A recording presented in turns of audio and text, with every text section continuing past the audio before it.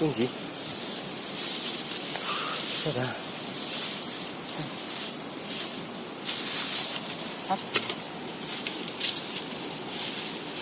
Đi tát rồi. Để em lại rồi. Chuẩn bốn nào à? Hả?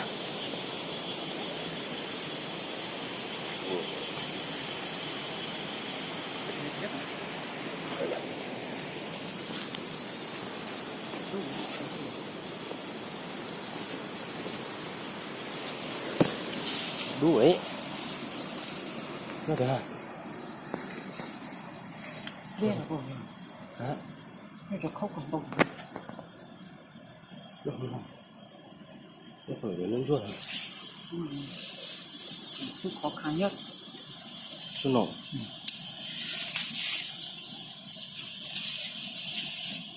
Ta chuẩn bị đồ nghề rồi. Con lựa ấy. Có thấy sao thằng này.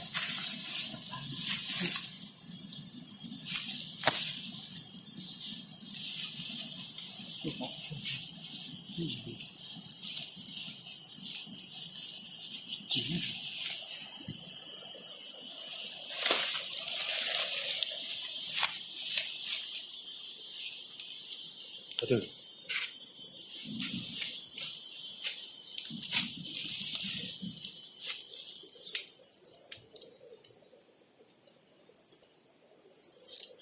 Xuống thằng thọ. Ủa từ à?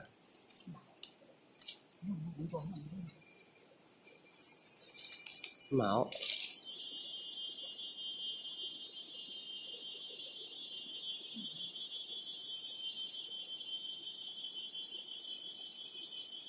Nó có biểu.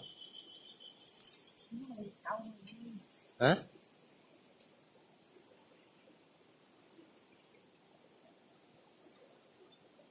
Chỉ có ai kia quá. Hả? Nó đó sao có theo.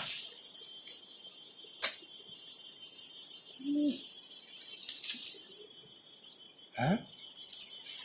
Ủa lò. Không thể. Bố bố à?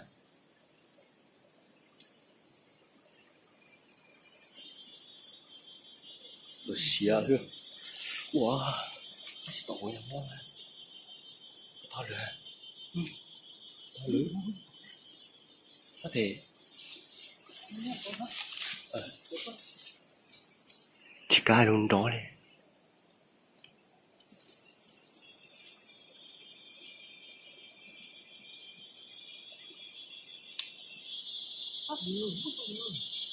Thấy mấy tao. Để bố bố à? Nó đỡ ra. Nó bảo đó. Nó tốt ổ.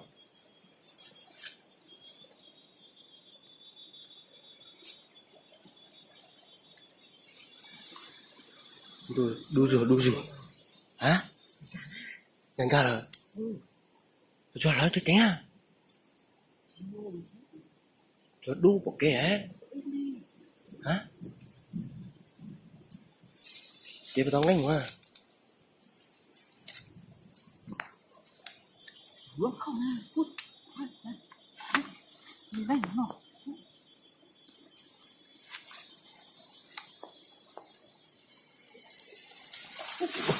Ui. Ừ.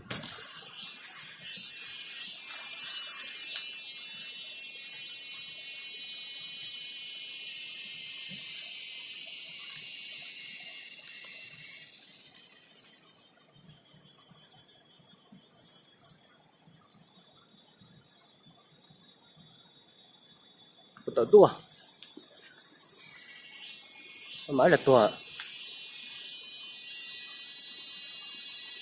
Đu rồi nó đút thể liệu. Cái gì?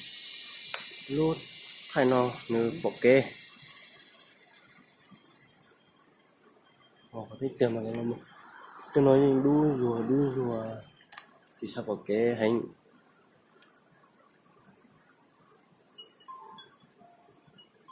đừng cho hú thế.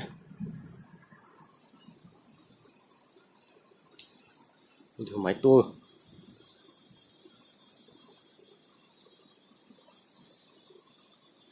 Chị. Thì ta hậu à.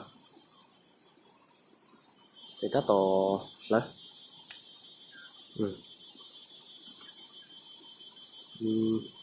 Nó về nọ.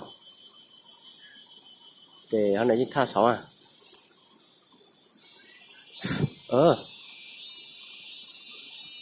Osu. Osu gì phong thủy xuống cơ lấy ta. Thủy xuống cơ lấy gì ta nè. Lấy gì phong.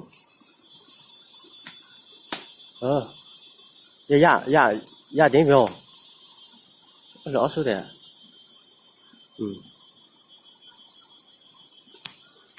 어디 나왔어요?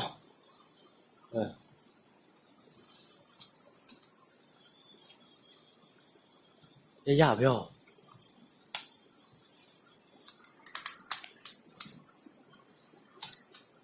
보다 꾸니?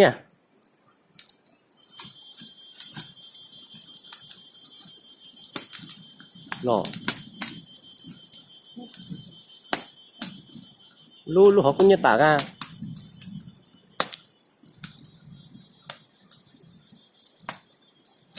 ra rồi chung ra tết tuổi nữa đấy coi tao à cũng như tả ba máu tao chỉ xuống cái nghe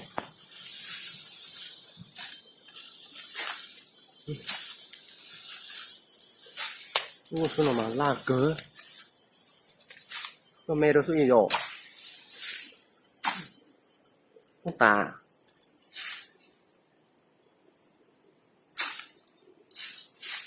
rồi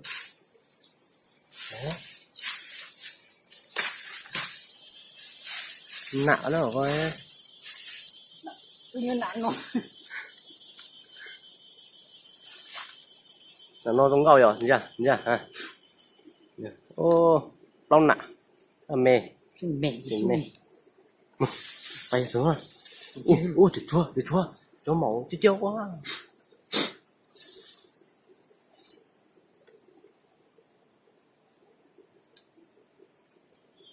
mình sẽ tống ngon là xuống nào dưới tống hơn khi nè cho nè dùng chắc gì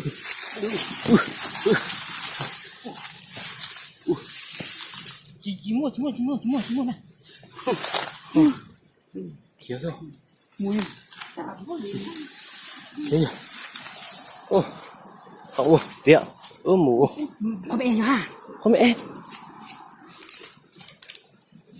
ô thử hết rồi chụp có nhá chấm mũ có trò nhưng nó xưa có lực tía ta mù phải thắng không à nào mua sao dạ sao mua đừng mua sao để một play mà xa đấy nói ca chỗ đó mũ đang đánh à nó đúc cờ liệu thì xí nó lúc máy quay nó khu ok át chưa để số xuống rồi nó tới giờ một tuần vài giờ tuần cái gì mua rồi giờ lon cho tắt cơ mình mua tư acha cái gì mù cơ cái tay à cái giờ mua cái nhau đeo cơ nó bị được cả nó chứ mà đi xin trên này đua sau đó cái mà xin trên đó nữa hắn được kia đó cả bye bye